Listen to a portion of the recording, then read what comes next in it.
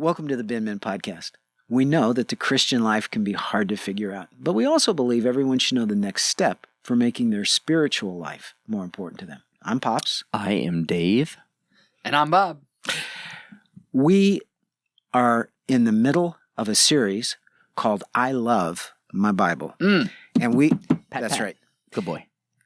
And we're discovering the big picture within this huge book that we love. Yes, we are. And so today, we're going to unlock some facts about the Old Testament genres. Or as they say in French, genre. Les genres. It's actually pronounced jeans. Genre. I'm pretty sure that's it. I Bob took a lot. angered I hope all I of our really. Parisian I've listeners. never taken a French class in my life. I know So I just said I thought the same thing. My wife took 4 years of French. You speak Hebrew, she speaks French. It's very applicable in the modern era of travel. I definitely do not even speak Hebrew. Yeah. That is for sure. Let's start off with Dave giving us a overview.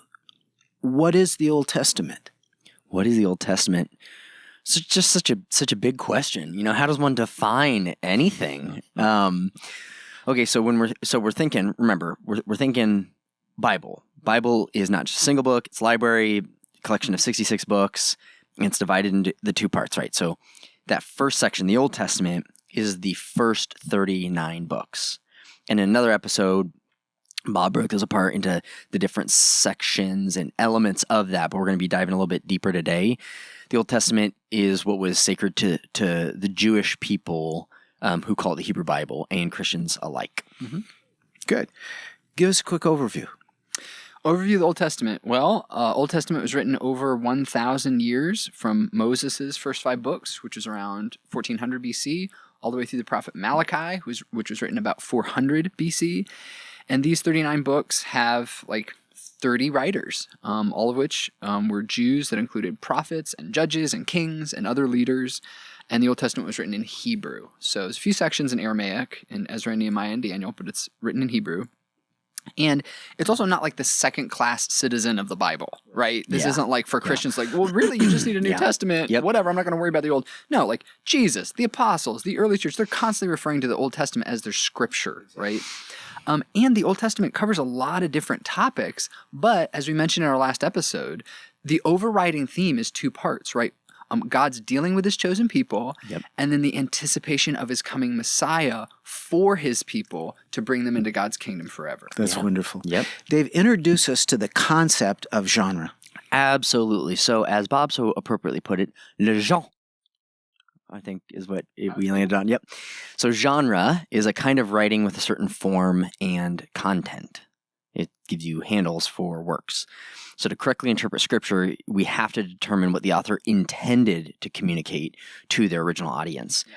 An episode we did ages ago about context, the ABC or the CIA method. Yeah. Context really, really, really does matter.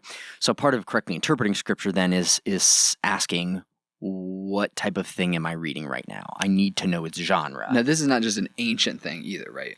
You do it today, right? If I pick up a book by what's the Harlan Coben? That's the only fiction writer I can think of. Yeah. What's the old Western guy? Louis L'Amour. Western, yeah. Okay, so if I pick that up and I start reading, that's going to be a drastically different experience if I'm going in with the same expectations literarily as, Trevin Wax's The Psalms in 30 Days. Right. Or something like that. Good point. Or the New York Times even. Yeah.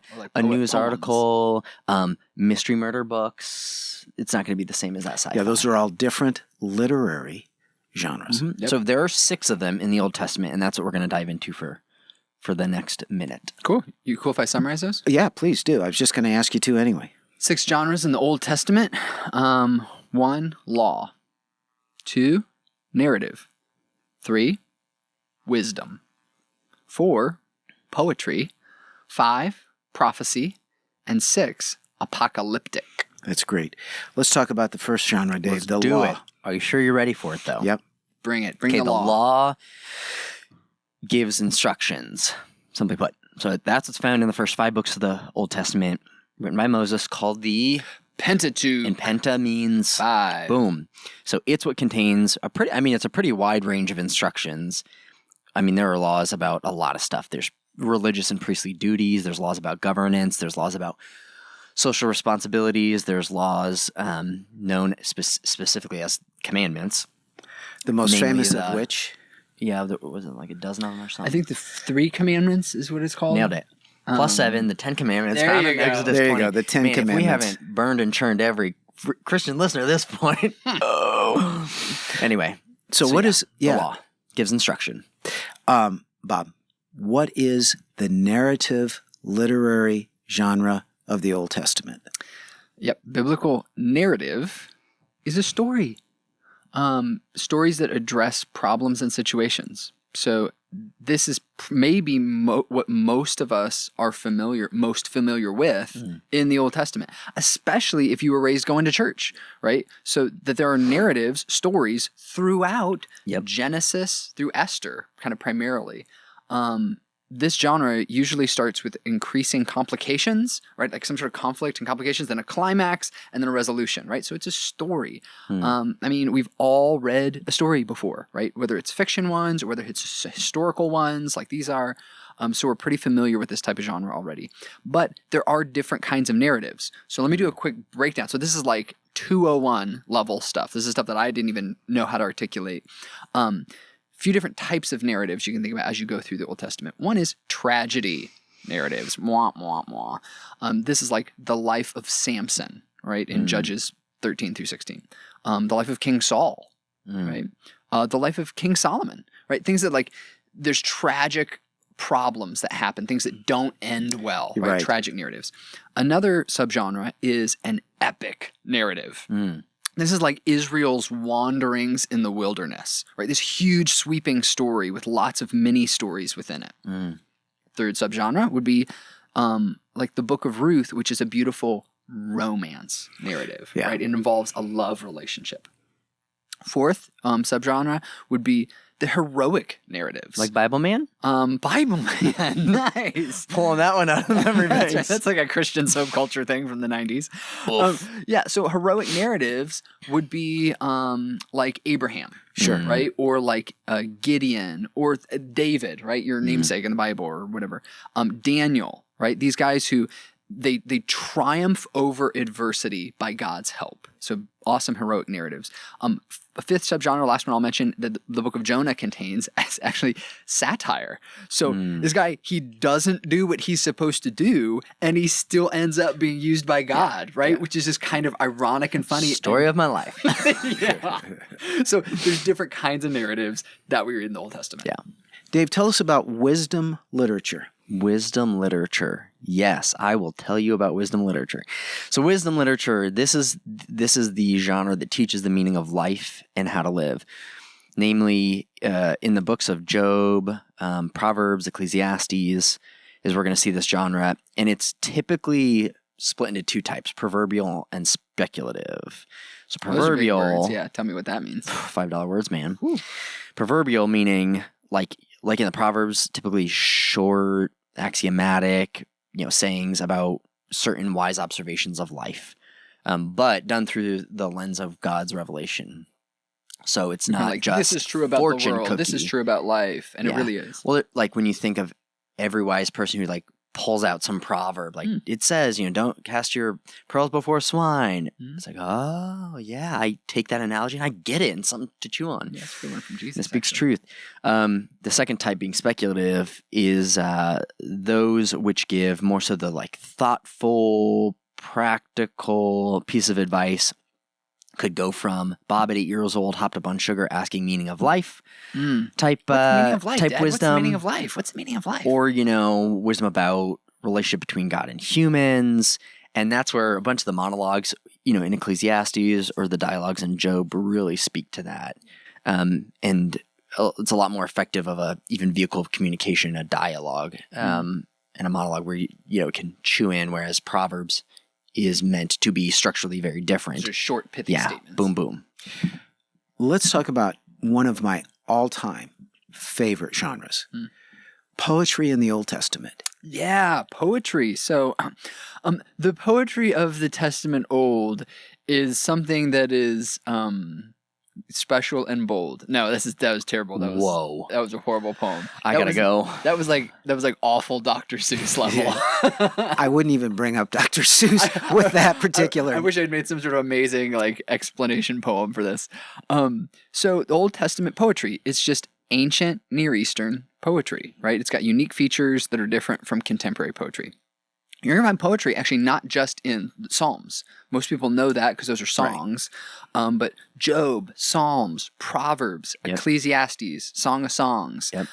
Most of us are familiar with it in the Psalms, though. And it's helpful to know that Hebrew poetry, it just does different things than our English poetry. So like it doesn't have to rhyme at the end, for instance, or anyway, this is a great genre to study more about, not for the sake of being a nerd, but for the sake of being able to enjoy it more. And you discover how structure and word placement actually, it's making an effect in me, even if I can't read it in its original language. I don't know Hebrew, but man, I'm uncovering the beauty of what this poetry is getting after. That's wonderful. Agreed.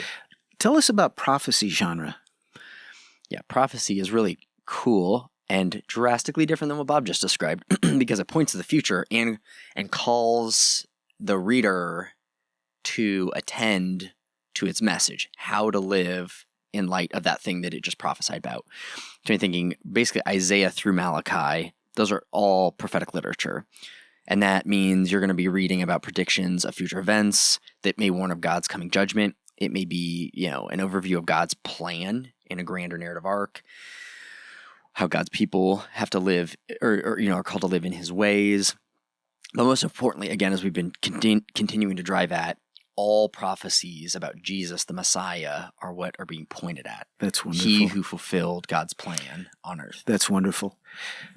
Bob, take us through the last genre of the Old Testament, the apocalyptic. So maybe when we listed these genres, you were like me early on, I was like, apocalyptic, I don't know what that is. I don't know how to spell that. Like, what is that? So apocalyptic literature, or maybe actually you've watched enough movies in the last 15 years to know some like apocalyptic or post-apocalyptic stuff, right? Or dystopian futures. So all apocalyptic literature is it's a prophetic writing that uses symbols and imagery to point to the future. Typically coming destruction, right? As at least a part of the future. Yeah. Now, I'm not going to go into all the details of these, but an example of one of these areas in the Old Testament that talks like this is these like 4 frightening beasts that Daniel talks about in the book of Daniel chapter 7 and kind of what that means for the future. That's great. Well, we come to that portion of the podcast where I need to ask, so what? So what? Dave, what are the key takeaways about the Old Testament genres? Well, I'll keep it simple. Interpreting scripture, particularly the Old Testament, requires you, the reader, to bear in mind what the original author was communicating to his original audiences. So to correctly interpret scripture, you have to know the genre of the writing and then not confuse them, right? I mean, if you take a proverb like I had a good example. Proverbs 22. Train up a child in the way he should go, and when he is old, he'll not depart from it.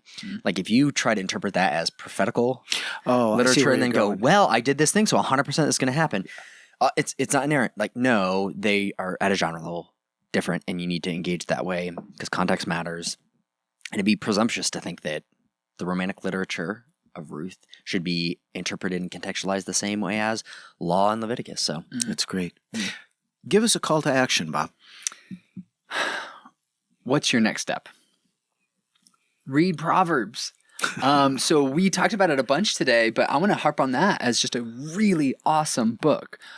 So conveniently, Proverbs has 31 chapters. So it makes it perfect to try and read it in a month. Or maybe you go one day over, right? If the month is 30 days. If you feel like reading one chapter of Proverbs, which is actually not that long, one chapter is a little bit long each day, then just pick out a few verses from that chapter, chapter 1, chapter 2, whatever, for the day. Just read a few verses in that chapter and then do more the next day.